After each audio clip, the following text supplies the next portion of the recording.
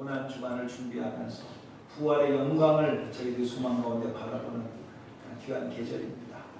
오늘 말씀을 통해서 하나님께서 하나님의 백성들 자기의 핏값으로 지불하고 산 영혼들을 향하여 주신 메시지가 오늘 모든 가치가 뒤범벅이 되어져 있고 어떤 길이 옳은 것인지 축복인지도 모르고 살아가는 인생들을 향하여 오늘 말씀이 지표가 되어져서 옳은 길 바른 길 걸어갈 수 있는 귀한 시간 되게 하옵소서.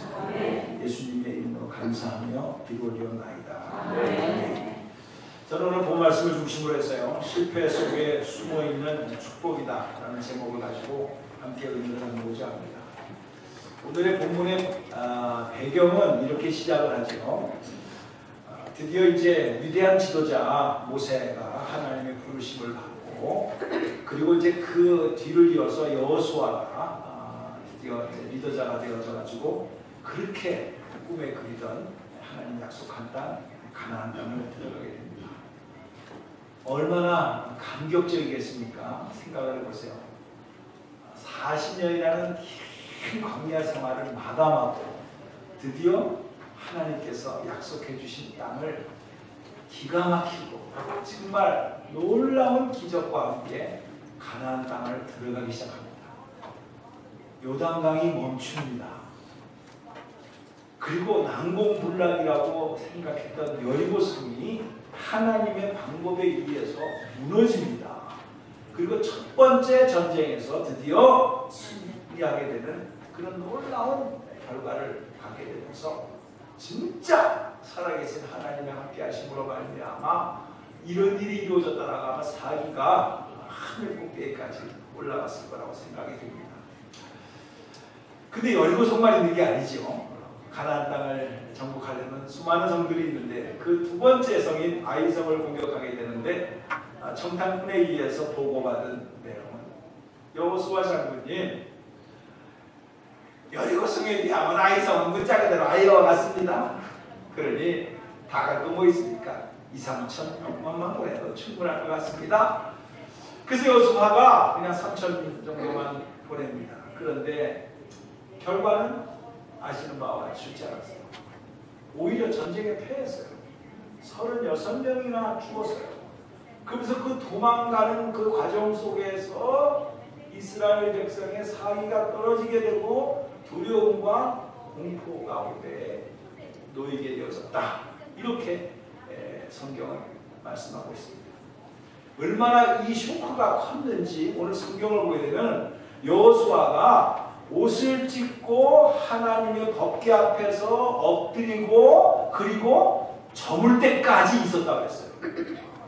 6절을 보게 되면 한참 이게 뭐 그냥 기도가 툭 나온 게 아니라 저물 때까지 있다가 비로소 7절에 슬프도소이다 라고 하면서 이제 하나님 아버지 앞에 불의임을 하는 그런 내용으로 기록되어져 있습니다.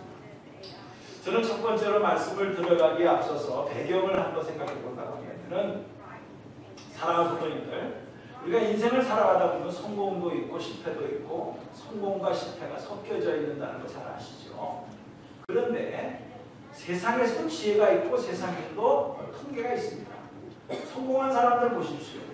저절로 됩니까? 자연현상입니까? 그렇지 않습니다.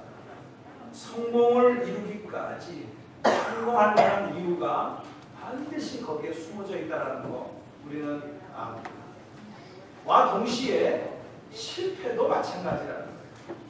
실패도 그냥 실패가 된 것이 아니에요. 실패가 된 그런 결과가 나올 때까지 많은 원인들이 있었다는 거 세상으로 잘 알고 있습니다. 그런데 여러분, 오늘 본문을 읽으면서 여러분들은 이상하지 않습니까?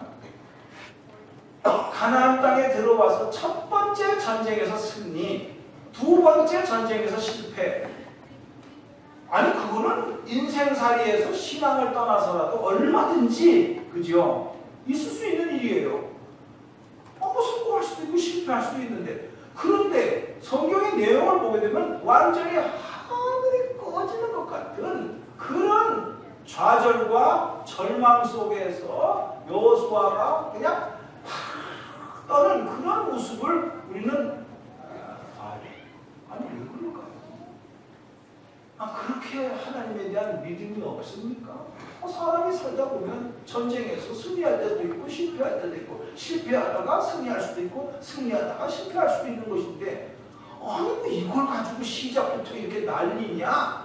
라고 여러분들이 한번 의문을 갖고 왜 이렇게 여호수아가 하나님 아버지가 어찌하여 이럴 수가 있습니까? 라고까지 했을까? 라고 한번 생각을 해보셔야 됩니다. 그거는요, 여호수아가 세컨으로 있을 때 첫 번째 지도자였던 모세와 함께 동역을 하면서 모든 것을 수십 년에 걸쳐서 다 보고 왔어요. 그 가나안 땅의 백성들과 왕들과 비교도 할 수 없는 애국 왕을 10가지 재앙에 의해서 진멸해 버렸어요. 40년 동안 하나님께서 이끌어 주신 놀라운 은혜 속에서 그는 실제로 몸으로 부딪히면서 하나님이 하나님 되심을 확실하게 믿었어요.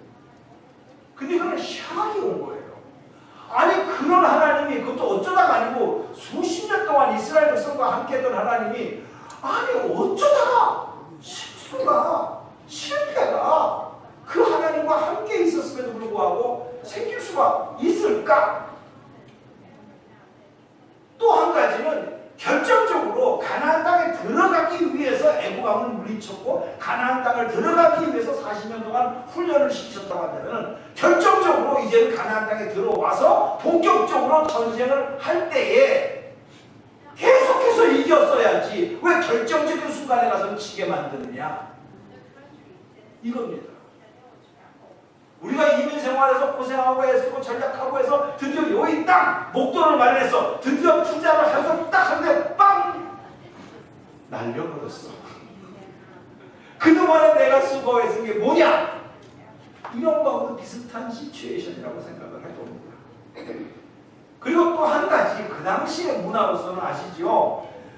사람끼리 싸우는 거지만 그 당시의 문화는 자기네들이 믿는 신이 있습니다. 신. 그래서 전쟁에 지면 상대방의 이긴 나라의 국가의 신이 세다 이렇게 인식을 할 때거든요. 그리고 지면은 우리의 신이 저쪽보다 약하다 이렇게 인식을 갖고 있을 때라는 거죠. 그러니까 여리고 성을 공격했을 때에는 하나님의 함께 하심으로 이스라엘 백성과 함께 함으로 승리했다 하지만 아이성의 공격에서는 그 하나님이 비교할 수 없는 작은 성에서도 이길 수가 있었을 텐데 진 것은 하나님이 떠났다. 이렇게 가나안 땅에 살고 있는 다른 부족들이 생각을 해서 7개나 되는 그 부족 국가들이 연합군이 이루어져서 드디어 이스라엘 백성을 공격해 오게 되면은 우리는 시작하는 과정에서 그냥 무너질 것이 아니냐 라는 두려움이 확 리더자의 마음속에 들어간다는 거죠. 그래서 보면은 어찌하여 승프도소이다 주 여호와여 어찌하여 7절에 이 백성을 인도하여 요단을 건너게 하시고 우리들이 아모리 사람의 손에 넘겨 멸망시키려 하셨나이까? 우리가 요단 저편을 만족하게 여겨 거주하였다면 이런 꼴 저런 꼴 안 보고도 될 거 아니겠습니까? 왜? 요단강 건너편에서 이미 땅을 가진 게 있거든요. 기억하시죠? 성경 좀 읽으시면 알 겁니다. 거기에 있어 살면 되는데 뭐 가나안 땅까지 들어가라고 요단강을 건너게 해가지고 이런 쓴맛을 보게 하십니까? 라는 것이죠. 여러분, 우리의 인생 속에서 성공과 실패가 섞여져 있는데 성공은 뭐 그냥 잘 됐으니까 좋은데 실패할 때는 참 생각을 많이 하게 됩니다. 사랑하는 성도님들, 여리고 성 공격에서의 성공 그것만 메시지가 있는 것이 아니고 아이성의 공격에서의 실패 속에서도 하나님의 분명한 메시지가 있고 그 사건을 통해서 우리에게 알려주시고자 하시는 진정한 교훈과 의미가 있다는 것을 믿으시기 바랍니다. 그래서 여러분들은 여리고성 공격에서의 성공에서만 할렐루야라는 간증만 할 것이 아니라 아이성 공격에서의 실패 속에서 진짜 하나님께서 알려주시고자 하시는 수많은 축복의 비밀을 알고 그것을 삶에 적용한다고 한다면 얼마나 풍성한 삶이 될 것인가. 저는 말씀을 준비하면서 이것을 한번 정리해서 오늘 이 시간에 여러분과 한번 나눠보자 합니다. 같은 설교지만 제 입장은 그렇습니다. 이제 뭐 10번도 안 남았는데 10번 주일 설교를 여러분들에게 하면서 내가 무슨 말을 하겠습니까? 제 마음은 그동안에 26년 동안에 싸웠던 내공을 다 쏟아서 여러분들에게 전하고 새로운 목사님이 오셔가지고 그래서 잘 걸어갈 수 있도록 정말 최선을 다하니까 여러분들이 집중해서 오시는 거 너무 감사하고 하나님께 예배드리면 감사하지만 이왕 오셨으니까 집중해서 잡념을 좀 뒤로 하시고 말씀에 큰 은혜가 있기를 주님의 이름으로 축복합니다. 네. 첫 번째, 오늘 본문 내용을 보게 되면 근심했잖아요. 근데 하나님께서는요 바로 응답을 안 하셨어요. 여기 보시면은 해가 저물 때까지 있고 난 다음에 여호수아가 드디어 슬프도소이다 어찌하여라고 기도한 내용이라고 말씀을 드렸잖아요. 제가 여기서 깨달았습니다. 옛날엔 제가 목회를 하고 막 그랬을 때에 이런 스타일이었어요. 이제 집사님이 전화 옵니다. 목사님 이런 문제가 생겼어요. 우리 목원 식구들만 이런 문제 빨리 오셔서 기도해 주세요 라고 그렇게 부탁을 합니다. 그러면 총알처럼 달려갑니다. 그래가지고 그 문제 현장에서 기도도 해주고 상담도 하면서 그렇게 이제 하나님의 뜻을 전하기도 합니다. 근데 요즘은요 제가 그렇게 안 해요. 게을러서가 아니라 뜻이 있어요. 왜냐하면 조금 전에 말씀드렸다시피 성공할 때만 하나님의 메시지가 있는 게 아니에요. 성공할 때도 이유가 있어서 성공한 것이고 같은 원리로 실패했어도 문제가 생겼어도 저절로 생긴 게 아니라 문제에 이유가 있어요. 그거를 좀 본인이 생각할 수 있는 시간을 주라는 거예요. 하나님의 메시지가. 울음이 나올 때는 울 만큼 울도록 내버려 두라는 거예요. 탄식할 적에는 탄식한 만큼 탄식할 시간을 주라는 거예요. 왜 그러냐면은 고린도후서 7장 10절을 보게 되면은 우리가 요즘 고린도후서 공부하고 있지 않습니까? 보게 되면 이런 말씀이 나옵니다. 하나님의 뜻대로 하는 근심은 후회할 것이 없는 구원에 이르고 때기에 이른다. 그러나 세상 근심은 사망에 이른다 라고 말씀하고 있어요. 그러니까 그 근심은 두 가지예요. 내 팔자야! 라고 그 세상식으로 하는 근심이 있어요. 근데 그 근심은 결국은 사망으로 이끈다라는 거예요. 1부 때는 왜 나왔는데 2부 때는 왜 안 나와? 그런데 하나님의 뜻대로 하는 근심이 있다라는 거예요. 그거는 구원에 이르고 회개에 이룰 수 있는 아주 필요한 거라는 거예요.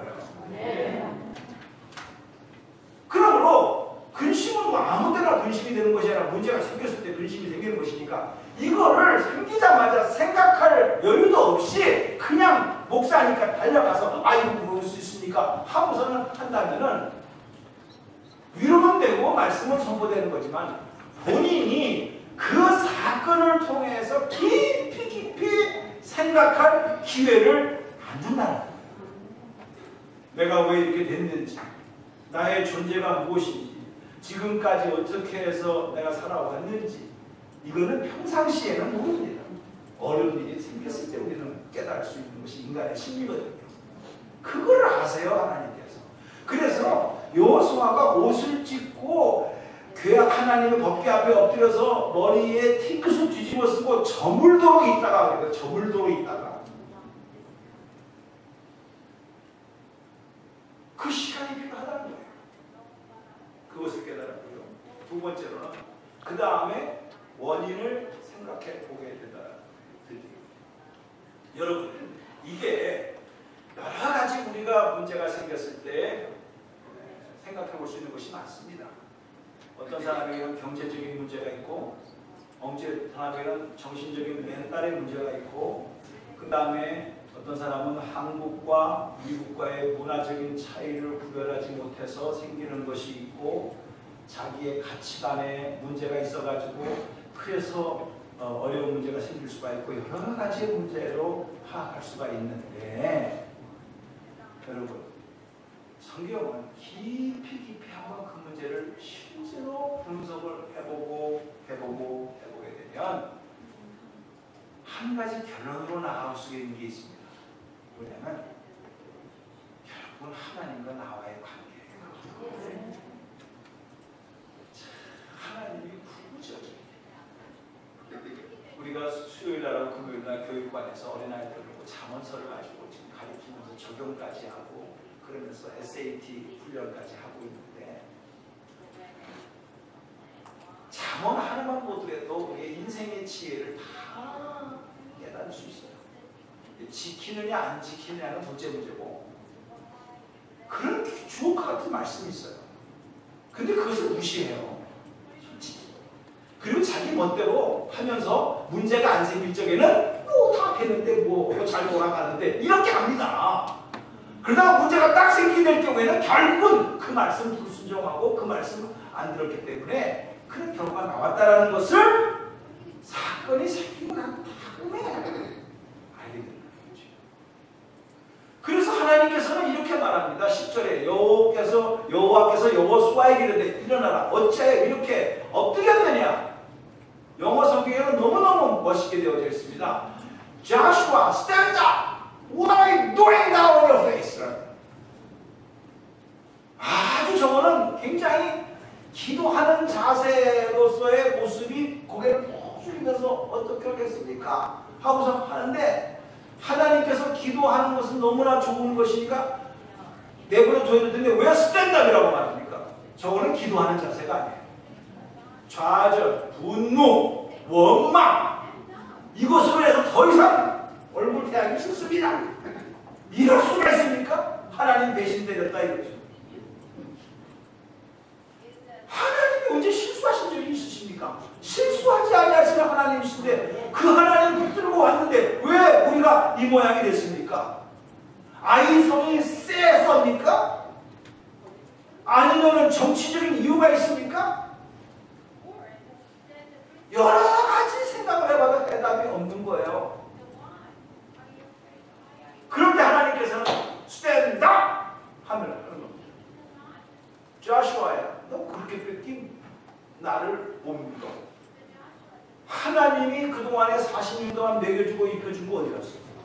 하나님이 주관하시는 거 어디 갔어? 하나님의 능력이 어디 갔어? 하나님의 경륜이 어디 갔어? 섭리가 어디 갔어? 뜻이 어디 갔어? 야, 결국은 너 하나님의 언약을 지키지 아니한 결과가 아니냐라고 스탠드업 한 다음에 11절에 이스라엘이 범죄하여 내가 그들에게 명령한 나의 언약을 어겼다, 도둑질했다, 숨겼다, 이거를 지적하고 있는 내용이 아닙니까? 자, 여기서 세 번째로 우리가 생각할 수 있는 것은 13절에 그렇게 말씀을 다 가르쳐 주신 다음에 13절에 성결케 하라고 합니다. 13절에 세 번째, 너는 일어나서 백성들을 거룩하게 하여 이르기를 너희는 내일 투모로를 위하여 스스로 거룩하게 하라 라고 말합니다. 이건 더욱더 우리가 이해가 안 되는 얘기입니다. 전쟁에 졌으면은 정비를 해가지고 그래서 쥐라 밀고 나가서 한 번 실패는 명가의 상사다 이런 말도 있듯이 해가지고 문제점을 파악해가지고 문제점을 보완하고 그래서 전쟁에서 나가면 분명히 이길 수 있는 그런 아이디어를 주실 텐데, 거룩하게 하라, 성결케 하라, 이거는 전혀 우리의 상상하고 맞지 않는 말씀으로 처방전을 내려주십니다. 여러분 이해가 되십니까? 여러분 빨리 이 여호수아와 함께 가나안 땅으로 들어가는 하나님의 백성들의 의미를 깨달으셔야 돼요. 하나님께서 우리가 흔히 말하는 것처럼 전쟁의 땅 따먹기, 정복 그런 것으로 생각했다고 한다면 아브라함 때 벌써 해도 되는 거예요. 할 수 있으셔요. 근데 아브라함 때에는 가나안 땅을 평정하게 하지 않으셨어요. 근데 성경을 읽어보시면 아시죠? 그때 중요한 말씀, 아직까지 가나안 땅에 죄가 관영하지 아니하였다 그랬어요. 아직까지 찬스를 줄 만한 기회가 있었다는 거예요. 가나안 땅에. 근데 400년이 흐르고 난 다음에 가나안 땅이 좋아졌어야 되는데 이제는 죄가 관영해서 더 이상 볼 수가 없었다는 거예요. 그래서 애굽에서 노예 생활하던 이스라엘 백성을 끄집어내가지고 광야 생활을 거쳐서 그래서 드디어 가나안 땅을 점령하게 한 것은 뭡니까? 땅 따먹기가 아니에요. 거룩한 백성의 세력이 그 죄악과 허물에 물들었던 그 땅을 정복하고 다스려서 그 땅을 거룩하게 하라는 위대한 사명적인 차원 속에서 이루어진 거라는 거예요. 이거 놓치면 큰일 납니다.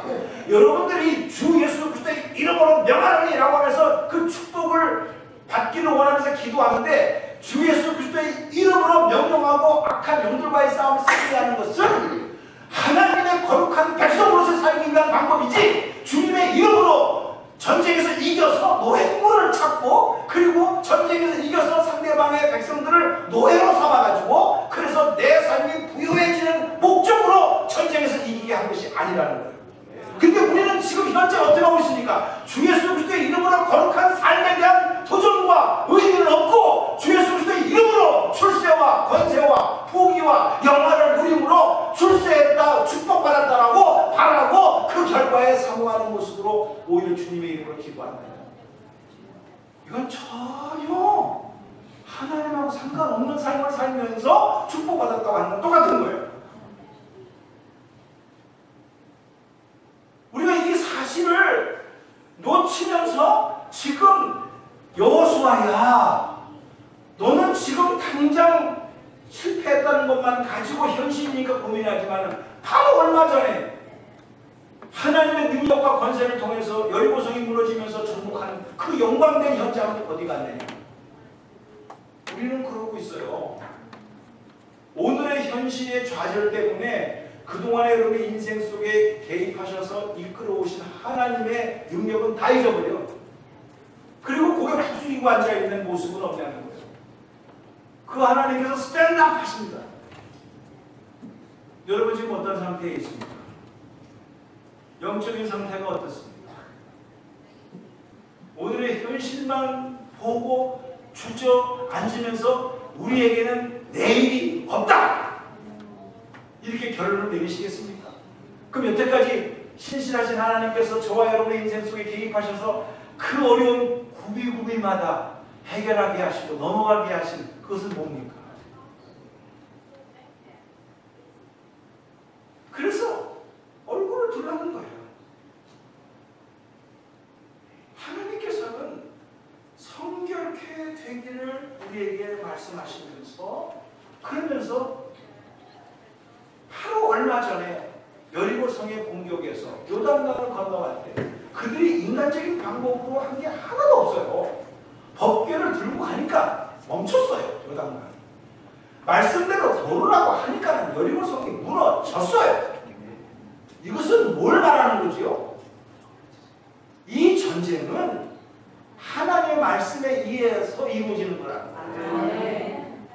우리의 인간적인 방법이 아니라는 거예요. 죽이라고 그러면 죽이고 불태우라고 그러면 불태우고 그것이 자세를 통해서 거룩한 백성으로서의 모습으로 말씀에 순종해서 갈 때에 이 약속의 땅은 너희 땅이 될 것이라고 하는 방법론을 훈련시키면서 하는 것인데 인간의 마음이 그렇지가 않다. 이민생활에서 하나님의 은혜로 된 것이고 이렇게 해서 했다라는 말과 간증을 다 하는데 진짜 100% 그렇습니까? 그 속에 그래도 내가 하는 게 있잖아요. 그거에 대한 약간의 공로의식이 1%, 2%라도 들어가 있지 않습니까? 이게 딱 아간이에요. 여리고성이 무너지고 하나님의 방법으로 성벽이 무너지고 승리한 거 다 알아요. 수십만 명이 다 봤어요. 그러나 승리하고 난 다음에는 드디어 열매가 뭐지요? 거기에 있는 노획물, 거기에 있는 사람들, 저거 왜 죽여? 노예로 쓰면 내가 얼마나 편안한데. 저거 왜 불태워? 내 집에다가 숨겨놓으면 얼마나 필요한 데 쓰면 되는데. 마치 자기가 싸워서 승리한 그 노획물과 승리의 결과로 누릴 수 있는 것을 누려야 마땅하다라는 생각이 들기 시작했다는 거예요. 이게 아간입니다. 성경을 보면 아간이 아간 한 사람으로서 끝나는 것이 아니에요. 아간 죽일라! 이렇게 판단하면 안 돼요. 누구에게나 이 아간의 마음이 다 있다라는 것을 거룩한 백성이 되어라, 성결된 백성이 되어라, 성결케 하라! 라고 하나님께서 말씀하실 때는 아간 한 사람의 샘플이지만 아간 한 사람에게만 적용되는 것이 아니에요.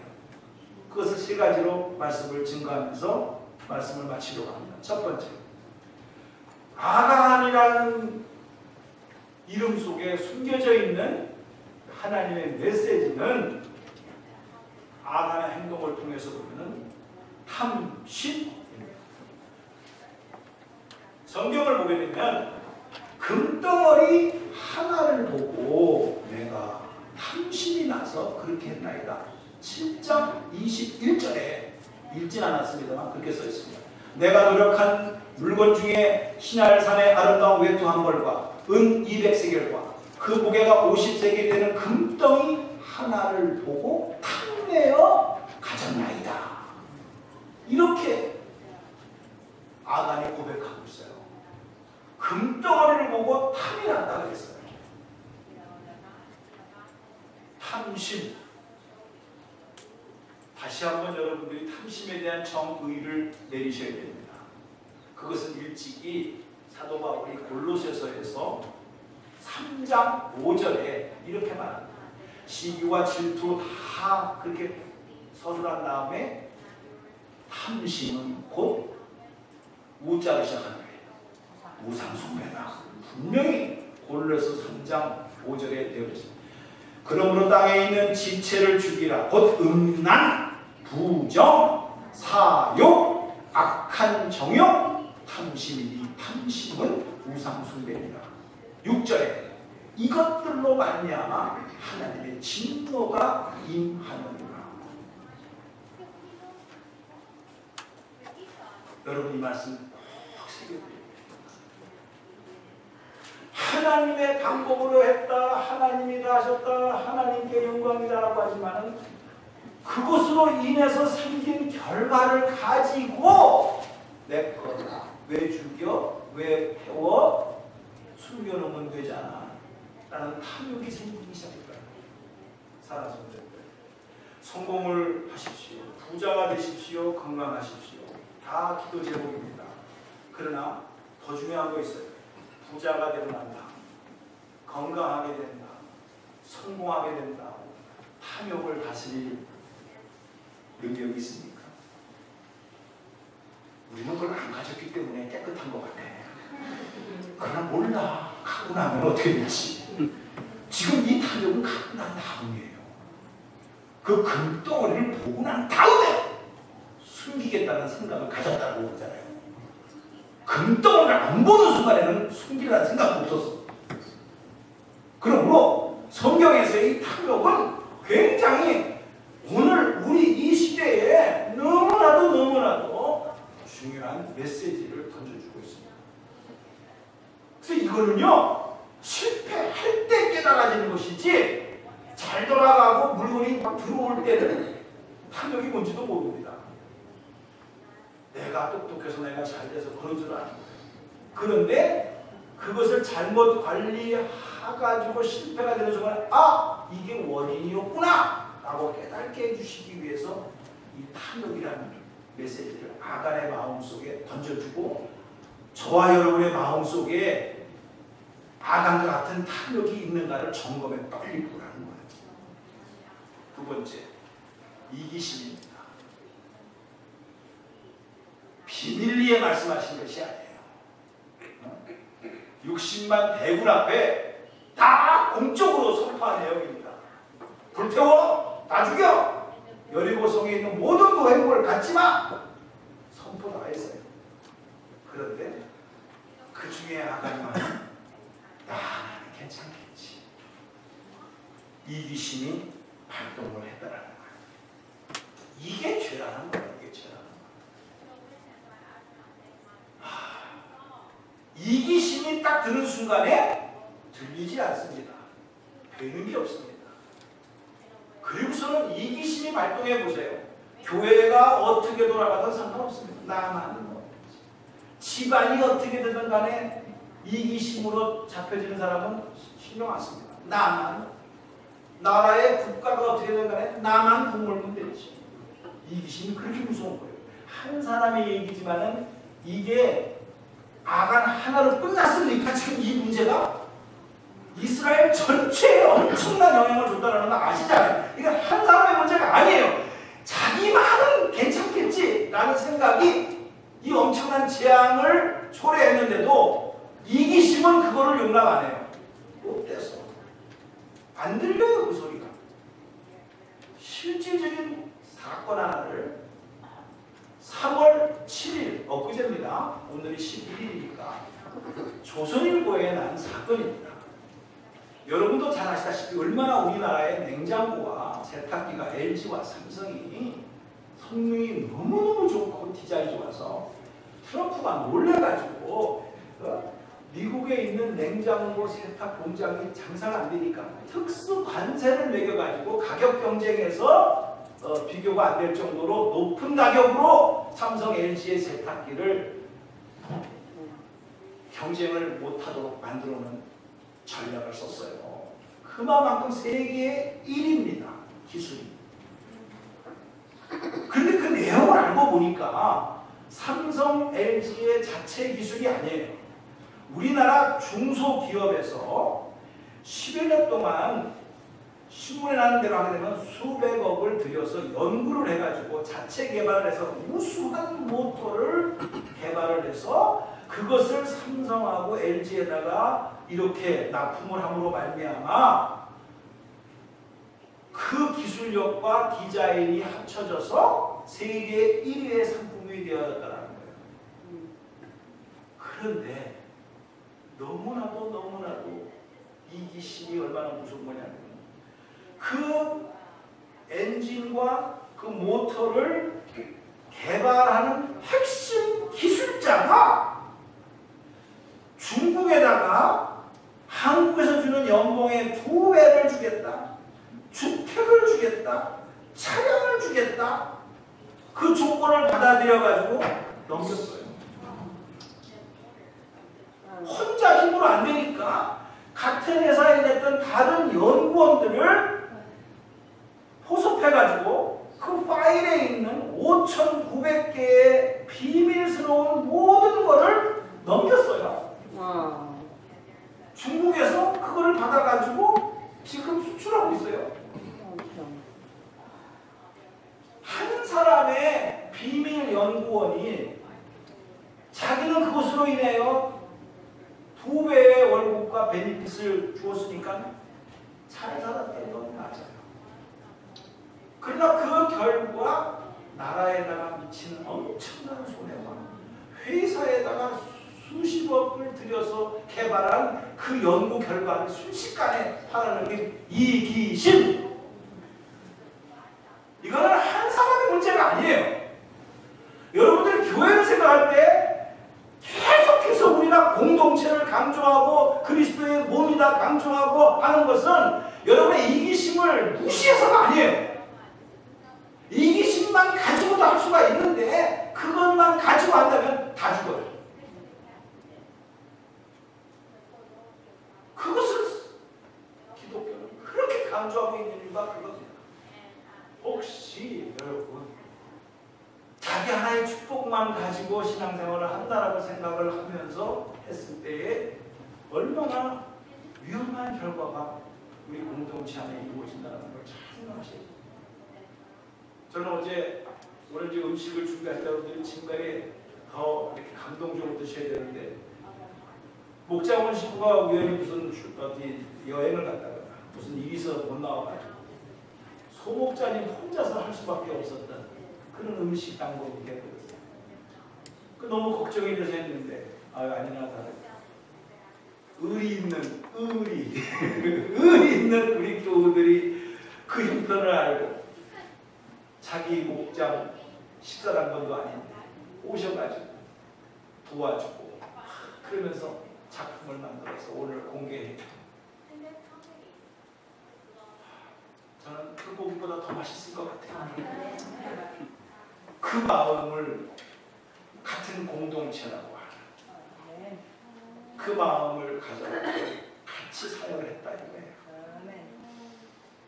저는 이게 우리 교회의 힘이라고 생각하는데 얼마든지 토요일 날 자리 피고 피곤해도 일하니까 힘들어할 텐데 그 수고를 아시고 같이 도와주는 그 마음. 아간의 한 사람의 얘기가 아니라 자기 많이 챙기겠다라는 그 마음이 온 공동체를 흐리겠다라는 메시지가 숨어져 있어요. 여기에. 마지막으로 세 번째 우리가 던져주는 메시지는 뭐냐면 숨겼다라는 거예요. 이거는 아주 할 말이 많습니다. 성경에 이제 7장 우리가 다 안 읽고 16절서부터 보게 되면 이에 여호수아가 아침에 일찍 일어나서 이스라엘을 그 지파대로 가까이 나오게 하였더니 유다 지파가 뽑혔다고 그랬어요.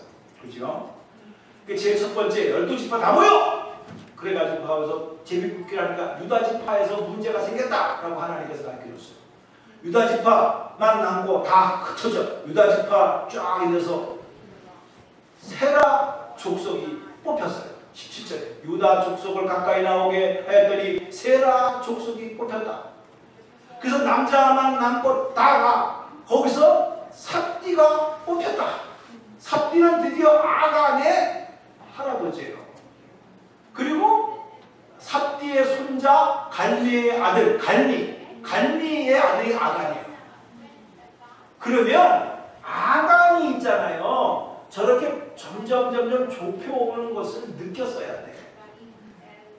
그래가지고 너지! 라고 뽑히기 전까지 미리 고해성사를 했어야 돼. 우리 식으로 말하면 회개를 했어야 돼. 저예요. 이랬어야 돼.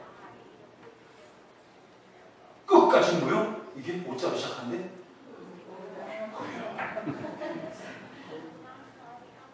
밝혀질 때까지.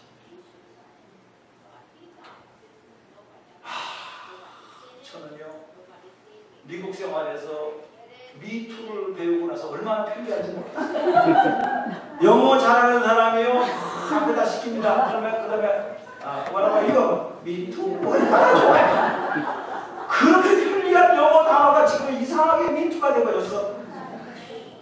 전 세계적으로 미투 운동이 일어나죠. 이게 성폭력, 성추행, 이런 걸로써 그냥 하는데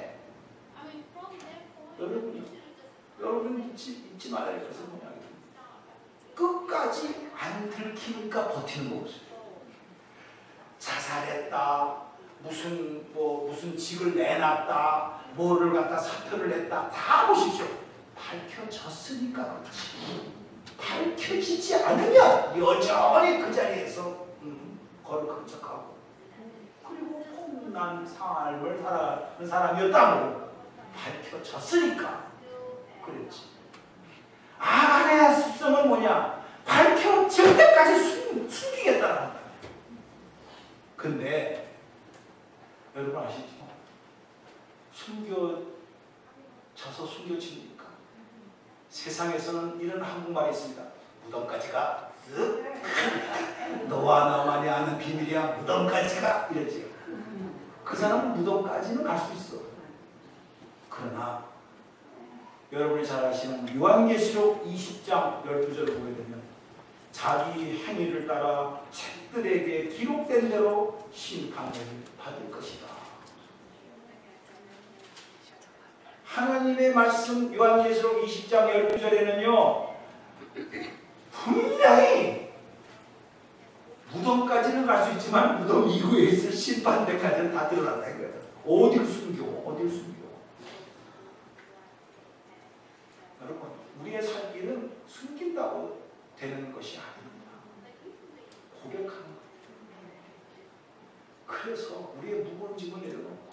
성결의 영으로 무장하는 것이 진짜 축복이라는 거예요. 근데 이런 사건은요, 여리고성 공격해가지고 승리했을 때는 이게 없었어요.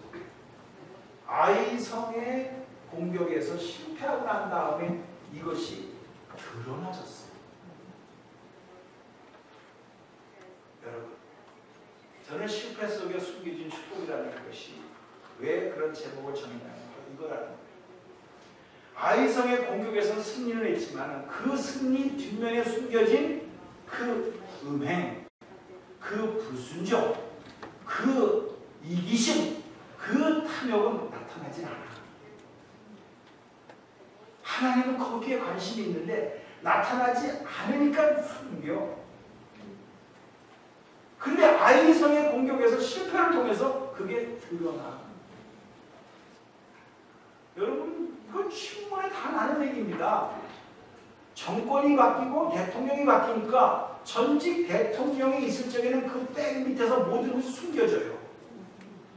대통령이 바뀌니까 뒤집어내, 청산시켜, 밝혀봐. 그래가지고 검사직을 다 바꾸고 진짜 권력이 바뀌었으니까 파내봐 다 나오잖아요. 여러분, 우리는 신문을 봐도 은혜를 받아야 돼요. 이놈의 세상 그렇게 할 게 아니라 하나님 아버지 앞에 다 드러나죠. 살 길이 뭐예요? 뭐가 진짜 축복이요? 여러분, 힘든 거 사실입니다. 근데 우리에게는 하간이라고 하는 이런 존재가 그림자처럼 우리 마음속에 두 마음으로 숨어져 있습니다.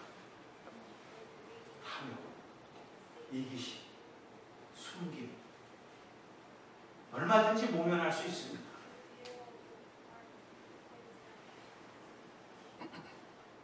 우리는 자살했다라고 하는 충격을 그 조모 시기가 그렇게 가지고 그렇게 신문에 나서 했지만 하지만은요, 안 밝혀졌으면은 여전히 지금 할 거 다 하면서 살았을 거예요. 아닌 척하고. 그게 축복입니까? 오늘 저희는요, 이 아이성 앞에서의 하나님의 음성을 아간이라는 한 사람을 놓고 얘기하는 것이 아니라 바로 저와 여러분의 마음속에 숨겨질 수도 있는 이 아간의 정체를 알아가는 거예요. 그리고 빨리 이 문제를 해결하라는 거예요. 이것이 축복이에요. 말씀을 마치면서 이런 소리가 하나님의 소리로만 들리는 것이 아니에요. 우리는요, 항상 두 가지 소리를 들어요. 하나는 하나님의 소리, 하나는 마귀의 소리. 마귀는요, 이래요. 숨어, 아직도 괜찮아. 챙겨. 너 것도 챙겨야지. 너 수고했잖아. 이 소리가 들립니다. 얼마나 달콤한지 모릅니다. 하와를 유혹했던 말과 똑같은 얘기입니다. 하나님은 기다려. 안 돼. 내가 너와 함께 할게. 약속을 지켜야지. 여러분은 어떤 소리에 귀를 기울이십니까? 그리고 어떻게 결단하시겠습니까? 내 속에 있는 속사람의 이 음성은 누구와 동업하기를 원하십니까? 사탄의 소리와 동업합니까? 하나님의 소리와 동업을 합니까?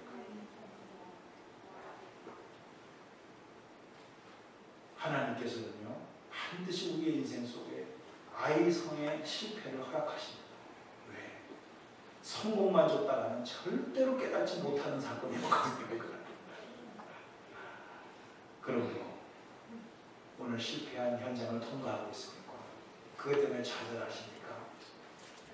그렇게 말씀하세요. 스탠다.